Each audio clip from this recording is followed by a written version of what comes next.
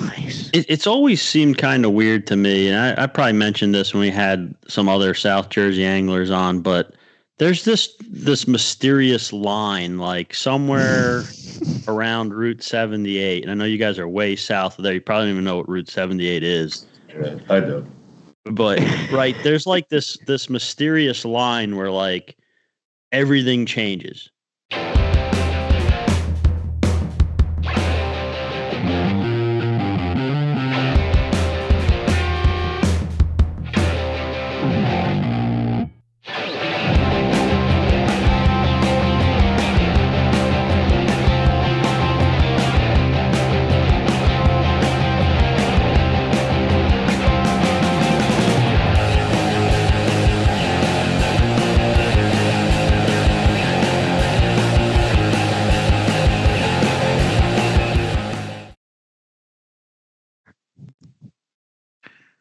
Hello and welcome to episode number 86 of the NJ Multi-Species Podcast. I'm your host, Joe Santiago. As always, my partner, Chris Pereira. Here I am. I got all my Here he got is all my for the equipment together. First time as a dad. Hello, Dad. Yeah, that What too. does it feel? What does it feel like to be called Dad for the first time? I guess it's kind of weird, but it's like anything else. I don't really care. I just take it as it goes and just. It is weird. Wait till he starts calling you Dad, and he's like, Dad, and you're I probably won't answer for a while. Yeah, it's like, what? Who's he looking for? Who's his dad? You won't even know for a little bit. But congratulations to you on the new dad and your soon-to-be wife, Katie. Yeah, thank who's you. The one who did really all the work here. You did nothing. I mean, I did one thing. That's it. Yeah. Job's over. Now it's on her. So, yeah, the new year has begun. We are right off to a busy start. Heading to Cape May this weekend, hopefully, right, Chris? We're hoping for one last chance at a giant fish going back out with Frank. Yes, not on Fishing Fever this time. We're going on a long shot, I believe. Yeah, I mean, I had to give up my last Blackfish trip because it was too close to the time where Katie was feeling like it was going to be time. She ended up being right. So I lost that trip, but Jen Wong and Adam Klapko were able to go. My buddies Jim and John and Nick Massa all went. They went with Adam Baum, and they had a real good trip. I mean, they didn't catch any monsters. I think they all wanted to beat my 15-pounder from Fishing Fever, but they couldn't do it. But I didn't bust their balls about it too bad. But they limited the boat, and I think Nick said he had a nice like 8-pounder, 8.5-pounder, something like that. His, yeah. Nice. And it sounded like they had a real nice trip. But I was still bummed I had to pass up on that trip. I was yelling at Jen because like his lack of pictures. He had no. I'm like, Jen, you take any pictures? He's like, no. Like Jen takes pictures of like a tree. Like all of a sudden he goes down there, he limits out on Blackfish. There's no pictures. Like that tells me he was so cold that he just didn't want to take pictures. But yeah, they limited out. I mean, they limited the boat out. So yeah, he said it wasn't too bad. I do have a picture of Nick's big fish. I could throw that up there. But you know what? Sometimes I like to take pictures of a lot of stuff when I go fishing. Mostly now we have to put everything on social media and stuff because it's just part of the whole gig here. But and everything we put on social media that's cool does horrible, and all the weird stuff we just throw up randomly does phenomenal. I know it's really weird, but I even before all this crap, like I like to take pictures of everything just because I fish so much that it all kind of melds together. I mean, I do remember like a lot of specifics, like I caught this big fish. I was using this. I was in this spot. I do remember a lot of that stuff, but sometimes a lot of the like average days or the bad days, even especially where you only catch like one fish, it like gets mixed in, melded together. If you have pictures of it, it almost acts as like a journal that you don't have to write in. You have the pictures and it'll jog your memory. That's mainly why I do it. But sometimes like when you go, you're concentrating on the fishing, and at the end of the day, you realize you didn't take any pictures. It happens. It does. Now let me ask you this question, because I know from basically the start of this, whatever this project may be or has turned into, the double-digit tog was one of the fish that we always both talk about. Now you've done it. I mean, now when you go back out tog fishing, is your mentality you're trying to beat that 15 plus fish, or you're just looking for another DD to add to the list? Or are you looking for a 20-pound fish? Now, what's the mentality now? I mean, I think the mentality and the goal is always for any fish you're looking for and hoping for a bigger one than your last biggest one. And obviously, sometimes you catch something that makes beating it in this area almost impossible. A 15-pound tog, I don't think does that. There's guys catching 20-pound tog or high teens at least. Not but common, but not every day. It's an attainable goal. It's an attainable goal. It's definitely something that's going to take you a long time to probably accomplish, but it would be amazing. Hey, you never know. I'm sorry, I cut you off again. Like, Fisherman Magazine reposted it, and she was asking, like, where's the fight? Like, where's the fight on the big one? Like, people don't understand. I didn't even have the camera out. Like, the boat just anchored. It was like the first crab. He just dropped his line. I was on the opposite side of the boat, and I saw him hooked up, but it wasn't like he was, like, making a big fuss. Like, if you watch the video of the guys catching the 10-pounder, like, everyone's screaming, flipping out. Chris is, like, silently in the corner just reeling something in. So I'm like, oh, it's no big deal. And then all of a sudden, the net comes over the rail. It's the biggest blackfish I've ever seen in my whole life. And I'm saying, holy shit. I go back in the videos trying to cheat it. Like, I'm going to put another tog fight and then put this fish at the end of it now. But you caught the one giant fish and then changed your jacket, so I can't even do it because your coat would change in the middle of the video. People probably wouldn't even notice, but yeah, I took the nor'easter jacket off, which, by the way, that it wasn't raining that day, but I usually just wear layers, and if I need to cut the wind, I put on a heavier jacket. Like if I'm ice fishing, I didn't really have anything, so I put it on to break the wind. That is a nice jacket. I know you have the same one, so but I wore mine actually out in the pouring rain in the Trout Club, and I pulled the hood over, and I never noticed that it has that hard wire in the hood. So when you pull the hood over, it almost has like a hard wire brim, and then when you cinch it down, your hat and everything stays perfectly dry. I text him right away, like, dude, this wire is genius. Like, none of my rain gear has a wire. So the nor'easter gear still, it does continue to impress me. It's just unbelievable shit. But like you said, it was almost like this anticlimactic moment, right? Because I've been blackfishing for, I don't know, 10 to 12 years probably. And, no, I'm not talking. This is my first trip down in South Jersey. I've made some trips to Rhode Island, but it's usually on a bigger boat. Like, I haven't really been in too many opportunities where I have a chance of catching one of those giant tog.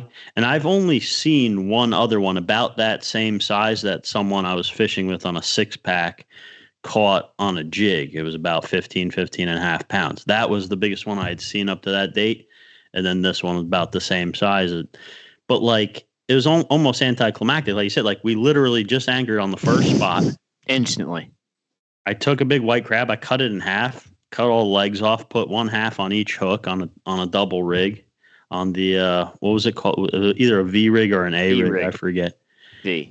Yeah, the one that Frank told me to use. And dropped it down. Got like and I usually use a jig, right? So it took at least one. I was going to miss the first one. Got the hit, missed it, did like a half hook set, missed it. I was kind of like, oh, geez, come on, pull your shit together. I dropped it right back down, and within the next couple of minutes, I don't know, same fish maybe. And by crushes, I set the hook. Again, I'm used to using the jig for a lot of the blackfishing I do. The jigging world setup, the hybrid with the prime on it, it's like a winch compared to the lighter stuff. So that thing's coming up. Like, I didn't make a big deal of it because I don't know. I just like the thing dominated that fish. But about halfway up, it started like putting some real bend in the rod and like pulling the drag out that I had pretty much tightened down. And that's when I knew it was bigger fish. But, you didn't know it was that big, though. No, I mean, I even when he netted it, I'm looking at it, I'm like, is that fucking huge? That's fucking huge. It's huge. And it was huge. I could see it from the other side of the boat. I was actually questioning in my head, is that a blackfish from the other side of the boat? I'm like, that can't be actually a blackfish, is it? Holy shit. But yeah, a lot of things are very anticlimactic with you. Like the buck you shot this year, the biggest buck that you've ever shot. It was the most boring hunt I've ever been on in like my whole life. It's horribly boring. Very anticlimactic. Just like stared at nothing for 3 hours, and then in the last 1 minute, nice buck stepped out, shot it. Your hunt's over. Anticlimactic. I mean, it doesn't take anything away from it for me, but I could see how like someone like witnessing it like with me could wonder what the hell's going on. Like, did I even enjoy what just happened? But I also thought in Cape May, I'm saying in my head, because when you always catch a big fish fast like that the rest of the trip is trashed. It's over. That's right. And that was kind of my thought. I said, oh, my God, this guy just caught a giant on the first drop. This trip is history. But somehow it panned out to still be a good day. Yeah. And hopefully this weekend the weather holds out and doesn't. It gives us one more opportunity to fish down south again, which would be awesome. And I, you probably don't believe me, but I do hope you get a double digit before I'd kind of feel bad if I caught another one before you caught your first one. Nah, I wouldn't. It happens. I got that one. I don't think it, it doesn't matter to me. It's all personal. I caught my PB. I think I caught my 3 PBs on that boat. Like my best 3 ever were all on that one trip. So yeah. Well, like Frank said, you got to be, it doesn't often just happen. Like you're blackfishing, you might catch one. Like, yeah, maybe kind of, but you got to be in the right areas on the right boats with the right captains. Yeah. And it's tough to get a lot of those trips. I just want to also say, because there were some people that kind of criticized some of the videos. I mean, the videos are doing real good, but there was people that like criticized stuff about bringing the camera on there. Everything that we do with a camera, we always ask for the captain's permission. So if you're seeing a video that we posted, it means that the captain of that vessel gave us permission to film it and post it. If we didn't post it, that means they said no, which rarely ever happens. So usually we do always have permission. I'm not just posting videos of like a hidden camera in my jacket. They know they're being filmed. You got to remember, a lot of these guys have like a permanent indent of their ass cheeks in their couch. Like they don't do anything, and except go on the internet and try to, bust people's balls, but just bust their balls back. I don't know. I love it. I know you get turned up about it, but well, I put up a thing about like the crabs. We put up a video of the crabs, how the captain likes to catch his own crabs. People find it interesting. How do they catch white crabs? It's just a reel. Oh, you gave his spot away. They're going to steal all his crabs now. He'll have no bait. I can't believe you burned Captain Tom's crab spot. He tells me you'll never be invited back on this boat ever again. I'm saying, what the fuck? It's a fucking video of a guy pulling up a crab trap. What's happening here? I even went back in the video because like you posted it, so I wasn't really sure what it was, and I was like, well, you filmed it. I know, but I didn't look at it like you put it up, right? So I went back and I'm like, is something in the background, like very obvious, like exactly where he is. Like, what's this guy talking? I looked back at it. There's nothing there. There's like a blurry, like piece of line sand of cool hotels that you can't distinguish in the background. Like, I spot burn the Atlantic Ocean all the time, and I'm constantly accused of it. All right, I think our guests are ready to come in. Our guests tonight are Sandy Kennedy and her husband, Kevin Kennedy, a fishing couple from South Jersey. We had them on once, but because of technical difficulties, we lost the recording. We have them back to do it again. So, Deuce, can we cut and get them in? All right, so tonight we're going to talk about some South Jersey fishing with Sandy Kennedy and Kevin Kennedy. Welcome back to the NJ Multi-Species podcast. I know I just explained that we already had you guys on, but we had some technical difficulties. it was probably one of the most awkward things. I had to call Kevin and like try to explain, like, dude, like we lost everything. It's all gone. Like, we talked to you guys for like 20 minutes and it's just gone. Like it didn't record anything. And it was pure gold. Yeah. Well, I'm going to ask you guys right off the bat. You guys are one of the more predominant social media personalities that I see posting from South Jersey more often than not, especially when it comes to multi-species. You don't see it too often from down there, but you guys definitely jump all over the place. Are you jealous of us and the fisheries that we have here compared to what you have there? Not particularly, but you guys do have some cool stuff up there I'd like to catch. What would your number one choice be if you could implant one of our fish down into there? Landlocked salmon or smallmouth. Either one. Is there nowhere down there for smallmouth at all? You pick them up in the creek sometimes. But they're small, I guess. But they're small, and you catch one. You know, every once in a while you catch one. We had Lake Archery for a little while, but that's done now. It's gone. What do you mean it's gone? Well, it's done. They stopped putting lime in the water, and supposedly people are taking the smallmouth out of there. So, as far as I know, there's no more smallmouth there. You guys don't have reservoirs? Like, is there reservoirs down there? Not close by. No. And there's no trout rivers. Like, it's all cedar water? Not all cedar water. There's a lot of Delaware River tidal lakes, ponds and stuff. But. And what color's the water? Is it mostly red? Green. It's greenish? Yeah, the river waters are green. The cedar water is like a brownish red. Okay. And Sandy, you just posted a gigantic rainbow trout, and you do post a lot of really nice trout. So you guys, obviously, you have access to some trout-stocked waters. Yeah. It's just not a river. They're lakes. Yep. Yeah, that's about 3 minutes from my house. Nice.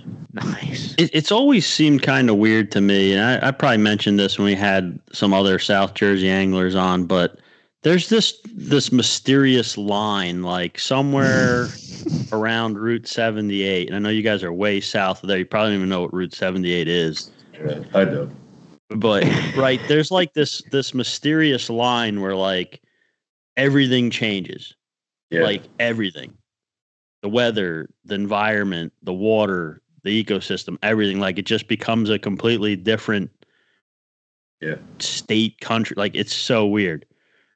And that's besides the whole Taylor ham pork roll thing. Like, I'm not even talking about that. I'm just talking about, like, the environment. It's so much deeper than that. Yeah. It's so much deeper. Now, the one place, there's other things where you have an advantage over us. I know we have a lot more species and shit, but now you guys have unique opportunities that we don't have that we want. One of them definitely being the white crappie. Yeah. The redfin pickerel. We have that. Oh, no, we don't. Whatever. Yeah, we do. There's like 2 of them somewhere. And the snakeheads, which you guys post a lot of snakehead pictures. I've never caught one. I think Chris caught one or something. I think I caught 4 or 5 in 2 trips. But 3 trips. One was a skunk. I mean, you had to basically go all the way down really far to get to them, right? Yeah, it does seem the further south you go, right? I mean, I don't know, correct me if I'm wrong, but it seems like the further south you go, generally speaking, the better the snakehead fishery gets. If you get around the Walt Whitman Bridge, it's good. From there down, I guess. All right. Now, Sandy, there's this one picture you sent me the last time when we were trying to set up that episode before I realized that the whole thing was gone and we wasted 20 minutes of your time. You sent me this one picture and I recognize it. Like, it's almost like, I won't say it's like a famous picture. I don't want to embarrass you, but it's like one of your more popular pictures. I don't know if it's one of the more popular posts you had originally of you with the snakehead in a kayak.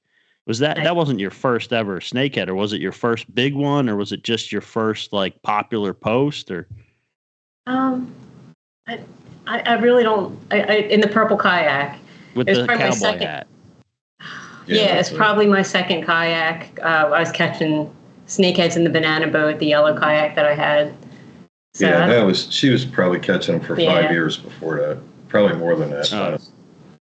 Yeah, I was hoping there was like some kind of cool story with that fish. It's a real nice snakehead. I didn't know if it was like yellow. The biggest one to date. Yeah, it was very gold. I think when I started catching those ones that were black and gold, people really like to see them because you don't see them too often.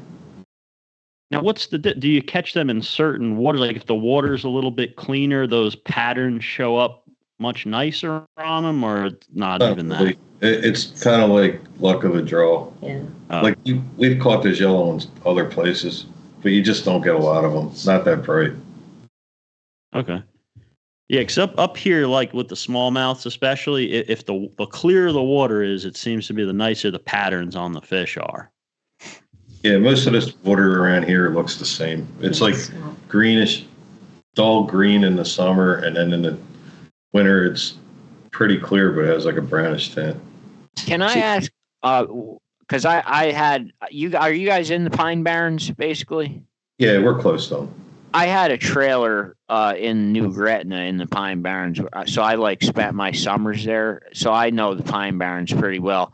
I just want to ask: most of the spots that you guys fish, do they actually have a name? Because like most of the spots I fish and I still know down in that area, they have no name on a map. No, most of them don't. I mean, some of the bigger lakes do, but yeah, the big ones do. But yeah, okay, so they're unmarked, most of them. Yeah, that's awesome. I love that. So you could just look at Google Earth and find water anywhere and just go start throwing lures at it. And yeah, you track it from the river back, and you look for dams. When it hits a dam, you fish there at the bottom of it because the snakeheads can't get past that. Gotcha. And do they tend to pile up at these dam spots? I mean, certain ones, but there's other ones where they can get over dams like you would never believe. And there's places that have like ponds that have drainage pipes going out to a creek or something. They'll actually come up the pipes and get into the lake and fish ladders and overflow dams. But the body of water itself has to eventually connect to the Delaware somewhere for there to be. Yeah, they have to have like the straight shot out of the river to get into. See, a lot of fish that I target, like there's certain fish that you just prefer to target in smaller waters. Yeah. And like I think one of the reasons is the certain fish, even though it's smaller waters, they still get big. Like you still get big ones, even though big water doesn't always mean big fish. It depends on the species a lot of times. And snakehead is just one of those fish. And I've only gone a couple of times, but you're nodding, so I could tell you agree. Like snakehead is just one of those fish that you just prefer to target them in smaller waters. It's just cooler. Like even pike. We got the pike in the Passaic River. Have you guys ever been up here and done that? Not yet.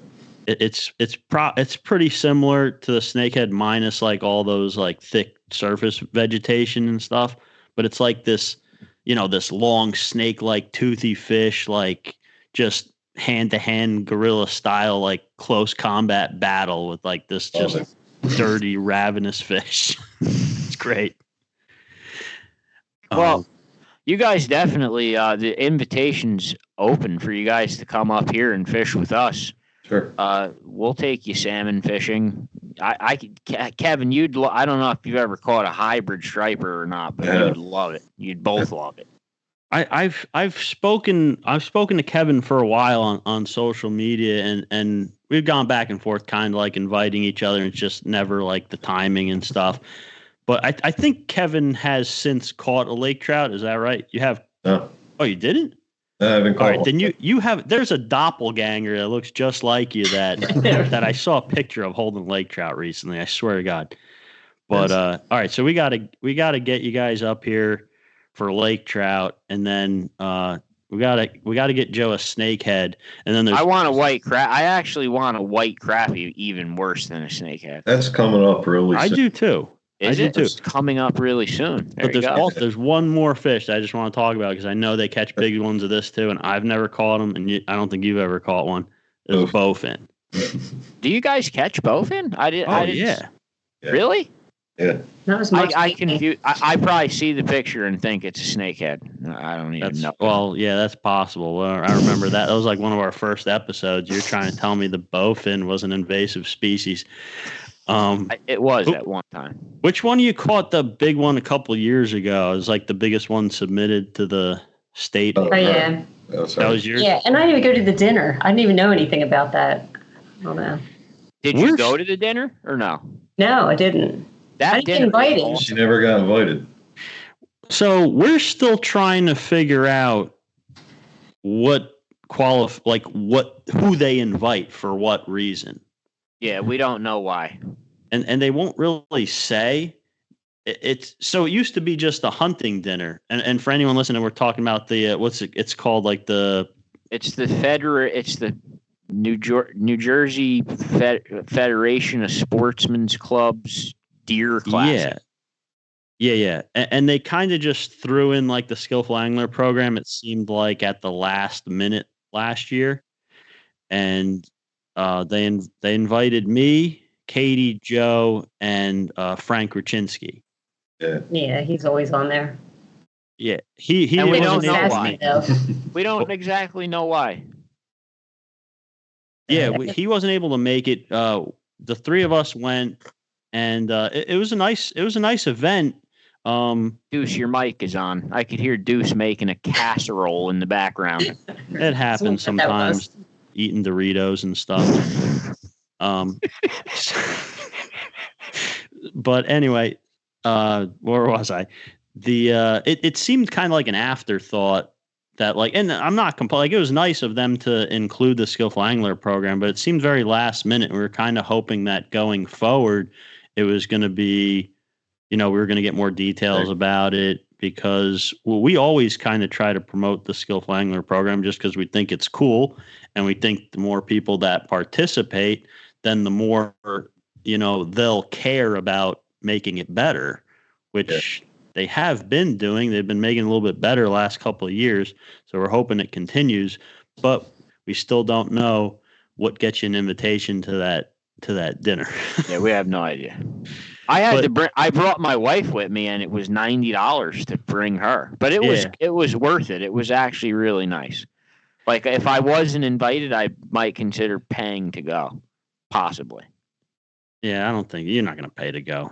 It was fun. There was a lot of good prizes. You're almost as cheap as me. But all right, so back to this bowfin, this big bowfin. Yeah, the bowfin. Do you guys ever get bowfin to hit lures, or is it live bait only? They do hit lures. We get them on lures a lot. Really? See, like up here, everyone says like lures you shouldn't even bother. Like it's right, Chris. I mean, you guys tell us. I mean, you can catch them on lures, but it's easier on. But you get them on frogs. We get them on frogs all the time. And swim jigs. I was getting crushing on them. She was crushing on swim jigs. Really? What was that big one on a lure? Yeah. That was on a swim jig. Yeah. Oh, were you fishing for bowfin, or were you like just fishing, or were you fishing for snakeheads, or what was the deal? Like, what's the story behind that one? I think it was snakeheads. We were fishing for snakeheads. Yeah. Right. And it looks so similar. You probably don't even realize it's a bowfin until it's like out of the water. Yeah. We see is the bowfin strike like as violent as the snakehead? Yeah. It is. It's the same. Yeah, the snakehead will jump more. The bowfin kind of like dog the bottom, and your rod's just like, you know. And do you guys release all the snakeheads? Because supposedly they're good to eat these things. Depends on the situation. We'll leave it at that. You Depends don't have on like water quality. Is that what you're saying? Water quality, where it's caught. Like Gotcha. if you don't want them in a closed pond. So you're saying if you get one in a clean, nice environment, you would take it home and eat it. Yeah, we have eaten them, and they're good. Yeah. You looked like you were nervous about answering that question. Like the state ain't going to do anything. No, I know. That. We just stay out of that because it's a whole. It's too heated on both sides. Yeah. We've had Adam Mahar on, and he openly just admits to throwing him in a garbage can when he's done fishing. So he survived. It's no big deal. Yeah. Personally, I think maybe Andrew Still will say something. That'll be it. The ones that are coming out of the river into the tidal lakes are the ones with the overflow dams. You're never going to stop it. So there's really not a point. The ones that people transfer into ponds, you take them out because they'll wipe the place out. I've seen them. That. I mean, I've seen that the reason is the babies are so successful because they guard the babies like no other fish, and it has a really high success rate of the fry actually making it. So they can take over a small pond real fast. Bass eat the fry. Bass eat the fry when the parents are there. We pull bass off them all the time. What they just swim past the snakehead that's guarding them? Yeah. And just eat them. Or you know how when you see bass in a bed and the sunnies are around it? And they're picking at one side, and the bass goes chasing them, and the sunnies come in from the other side. It's just like that. I'm going to say it, Joe. Nature finds a way. Yeah. He said it. Yeah, and if you does. Like we fish the fry a lot. You see the fry, that's a really easy way to catch them. Oh, really?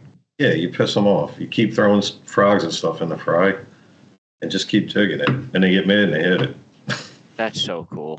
But the bass will hit it too. They're eating the fry. So we'll catch 2 and 3 pound bass out of a fry ball.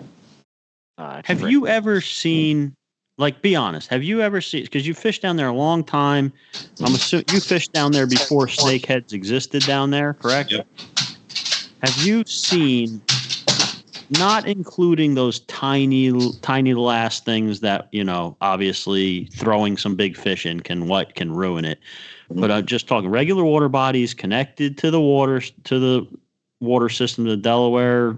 Have you ever seen the snakeheads come in and wipe out all the bass? Never. Right. I've never even seen them put a dent in them. Have you ever seen the opposite, where you start catching maybe a little bit fewer bass, but they're bigger? I've seen that. I've also seen, and this is the weirdest thing, and we've seen this over and over, and I'll actually tell you something else after this. There's days you'll go down to the same place, and you'll catch 20 largemouth. And you'll go there the next day, and you'll catch 12 snakeheads, and not a single largemouth. And I don't know, it's not weather, it's not tide, because you can do it on the same tide.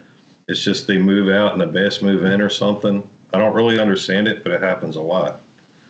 It's just nature. Nature's going to do what it does. Most of the time it's a mix, but we saw something this year. I don't know I have no idea what this was.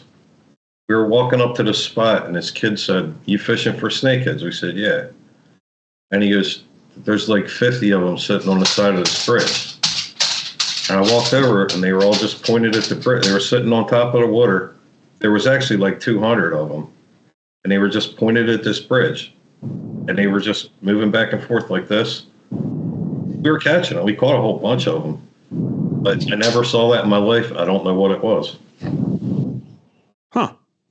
Craziest thing ever. She got some of it on video. Yeah, they just kept coming up for air. Yeah. Just like hanging out there. Big ones, too. What the hell? I think that might have been the day she caught that 13-pounder. Oh, really? Yeah. It's almost like they knew that like a school of little bait fish was going to come. They were just sitting there. They were just sitting there in the same spot like this. And he just pulled up and get air and then go back down. And we were running all different stuff around them, and every once in a while you get one to hit. But Oh, so they weren't like super active. I thought you were No. casting and you were catching them like. no, they were just sitting there, and they were like all pointed in the same direction. And there was honestly, I would say more than 150 fish. And a What really like what's and they were like all like sizable, or are we talking little fish? all different. They were all different sizes, but I mean, they went from like she got a 13.5 pounder. I got one that was a pound and a half, and all in between that. Holy shit! Hope it Weirdest happens thing I again. ever saw. That was cool. Oh, it's Oh, that's weird.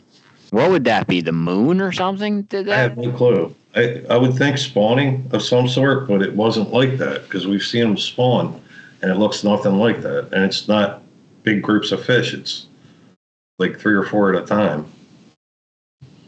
Yeah, I've never read. I mean, I don't read a lot about snakeheads because it's not like something I do often. So I have no idea. I've never really. I can't even. Nobody knows what it is. Compare that I've to asked anything else, everybody right? I know. Nobody's ever seen it. And she has it on video. Some of it, yeah. Yeah. Did you ever post it? No. I might if I can hide the Yeah, location. she hasn't posted it. Joe's gonna try to pay you for that Chris video. Chris will buy it off you. Guys, we I'll have tell to. you where it is. I'm not going to say it on here, Yeah. but I'll tell you where it is. I don't need to know where it is. I just want to buy the video. I do want to come down there and fish with you guys because I mean we've known each other on social media for a long time. We've never fished together, and it'd just be cool to like spend a good portion of a day either down there and up here due to and just fish and just see. Love seeing new stuff, and you guys got stuff down there that we don't have, and we have all the stuff up here that you don't have, and it's just. Well, you said white crappies starting soon. Let me know. I'll come down. Okay. I never have caught one. I really want. You got to get the ice off the lakes. Yeah. Well, we pray for ice here. Yeah, we like ice fishing first. We'll do it after the ice fishing. We don't pray the ice goes away yet. All right, don't do I think that. we stopped catching them around March last Do year. you guys like ice fishing or no? I haven't done it in a long time. She's never I've done never it. done it. You've never done it? Oh, you should come up here for that and try it. It's fun. It's really fun. Before you turn it down. We have heated shelters. We have grills. We have the meat that you refer to as whatever you call it. Really? Oh. You could be like grumpy old man. Yeah. It's just ice fishing's just like a bunch of people barbecuing and fishing through holes in the ground. It's pretty fun. It is a cool group activity. I was gonna say before you turn it down, like. Because you see us out there, like, well, not Joe. Joe's scared, but you'll see me and like some other psychopaths out there, like walking around like cracks in the ice and like 2 inches and shit. We're not going to invite you to that. We wouldn't have you come up. We don't invite people to come with us until the ice is very thick. And if I'm going, it's safe. If I'm going, it's safe.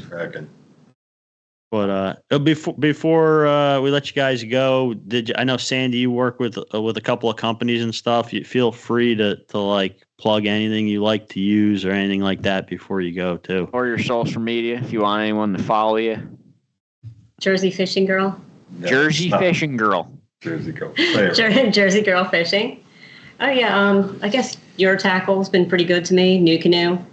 Cast King started it all. They came after me, actually. I was really shocked about that. Cast King has really impressed me with their stuff. I mean, for the price it costs and what you get, it's impressed me. Yeah, they do. They have some great stuff. And Mega Strike. Let me not forget Mega Strike. Mega Strike. Okay, Cast King has come a long ways. I remember really not that long ago, I remember them kind of showing up. Like you'd see their stuff. And like everything else, you're just like, oh, what's this? Some new thing, probably garbage. And they basically, like you said, they reached out to you, right? They did that to a lot of like just everyday like anglers. Like they saw someone catching fish and posting on social media that knew what they were doing. They'd reach out to them and you'd see people. I think Jen Wong, a similar thing happened. Yeah, and they'd get equipment in your hands. They'd get their stuff in your hands and you'd use, like they knew their equipment was good or else they'd be gone already. Like you can't give people stuff they'd use it once and be like, "This sucks," and that'd be the end of it. Yeah. I'm impressed. Yeah. Actually, Snakeheads really. I think it was the Snakeheads that grabbed people's attention. That's probably how Cass King found me.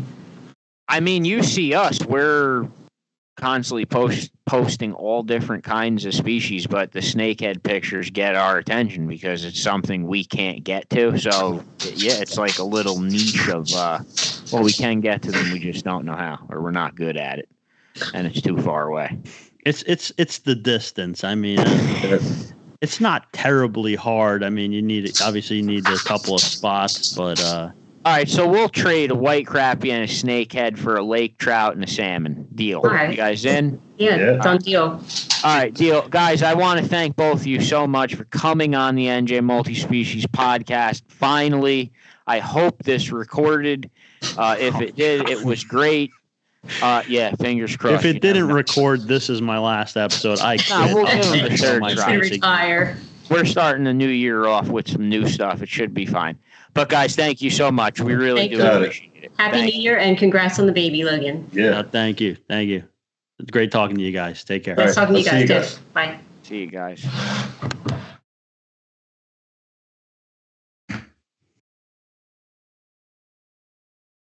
Okay, so that was the Kennedys. We finally got them on. We made a deal with them, a trade-off, salmon and lake trout for a white crappie and a snakehead. So we'll be fishing with them, hopefully. So, yeah, other than that, it looks like in the forecast, Chris, we have a good shot at having a possible ice fishing season coming. I don't want to jinx it. But it may be coming. And we're scheduled to go to Cape May. But if Cape May gets canceled, hopefully we'll be ice fishing. Doesn't, we'll be tog fishing. I do hope I get that one more tog trip in at least. But I do also hope that we do have some more ice fishing. Me and a couple of guys, Max, John Dorn, Dwayne, Nick Massa was up. Like Justin Lerner from Florida even got out once when he was up here. We got out a couple of days. Once a couple of weeks ago, and then 2 or 3 times just a little bit more recently before it rained, and even when it was raining. But do we want to talk about the ice safety thing? Or we'll say that for like when we get ice again, because there's like this big issue. I mean, we could save it for when we have more ice if you want. That's up to you. Yeah, we could do it next time. We're going a little bit late here because we're going to try to do the hunting report again. We'll try to do some ice safety stuff. Yeah, but I mean, if it wasn't for the wind, I'll tell you, if it wasn't for the wind, we'd be ice fishing already right now. So it's not the temperatures again. It's the wind again. Same shit as last year. And the wind is also what... So the wind possibly could destroy the ice fishing and blow out the tog fishing trip. That's how evil wind is. It could just ruin everything. Yeah, it can. Other than that, Yellow Dog Paddle basically is booking for next year. If you want to get a spot in a prime time situation with Yellow Dog Paddle on a good date for next year, now's the time to book. Also with that, Eddie Mackin, Rippin Lips Fishing Trips, he's offering a discounted rate. If you book a trip by a certain date, he's actually going to book them for a cheaper rate. So if you're looking to do a guided trip on Lake Apacon, please call Eddie Mackin. If you're looking to do Round Valley Spruce Run or the Delaware River, please call Mike Herman at Yellow Dog Paddle. Especially if you're looking to do the prime time trout thing in the spring. Those dates do fill up fast, so I would get that right in. Same thing with Mackin on the walleye. Those night fishing trips on the red eyes and stuff on the hybrids and walleye, those sell out really fast. So if you want to book trips for 2025, this off season right now is the time to do them. You could lock them in pretty much at a little bit of a cheaper price. And, you have a spot. So give our sponsors a call if you're looking to go fishing on one of those lakes. Also, njfishing.com, of course. We just had the big party. Jerry Zagorski, very happy. We're always happy when Jerry's happy. go over to njfishing.com and ask for a username and a password for free. All you have to do is email Jerry, tell him your username and info, and you're on. Puts you into the message board.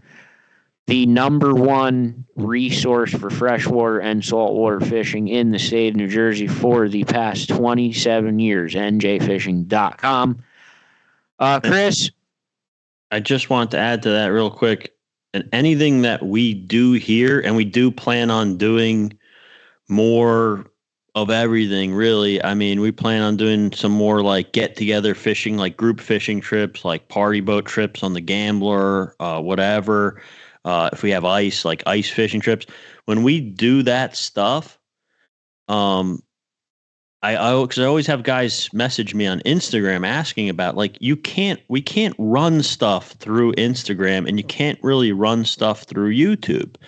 So the only options are really Facebook in the Mayhem group or njfishing.com. So everything we run is going to be through Facebook, the Facebook group, or njfishing.com. So get on njfishing.com. It's the easiest way to go. I know a lot of guys don't like Facebook, so you don't need to join Facebook. If all you have is YouTube, just get on njfishing.com. It's not like a social media. It's just fishing. You don't get spam, and you don't get people arguing with you about ridiculous crap. Like, everything's moderated. It's not crazy. Actually, yeah, I was going to just say that if you do get that kind of shit, Jerry is very fast to pull it, because he doesn't want to deal with that shit anymore. It's really not worth his time. So it is a really good site for that, because it is kind of protected from it. You don't have to worry about as many trolls as we do. Jerry has a pretty tight grip on it. So yeah, njfishing.com. So yeah, this Saturday, our last shot, I am going to probably do another video if the captain allows it on this boat. I've never been on this boat, so I'll have to ask him. But yeah, our last tog fishing trip of the year, and then we'll be done pretty much with tog until we are back on the fishmonger in April.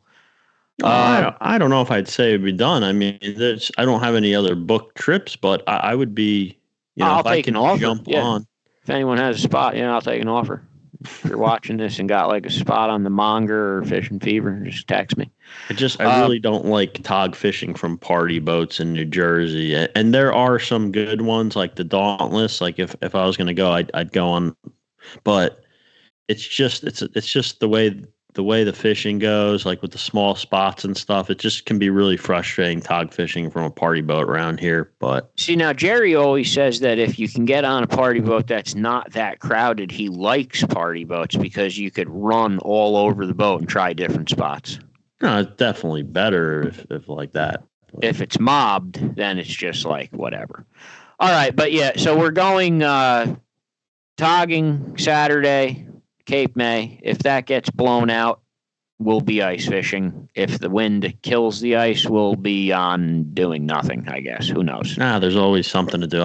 I gotta get out and fish. I've been here taking care of mostly Katie, like trying to like get her like rest in between feeding the baby and stuff. She already said, you gotta go fishing. So yeah, I'll be doing something. I'll be fishing. She's kicking somewhere. you out. Or hunting. Maybe we'll go hunting. Oh, I'll probably do both. A little bit of both. All right, so we'll be back next week. Thank you, everyone. Cool. So keep on suffering.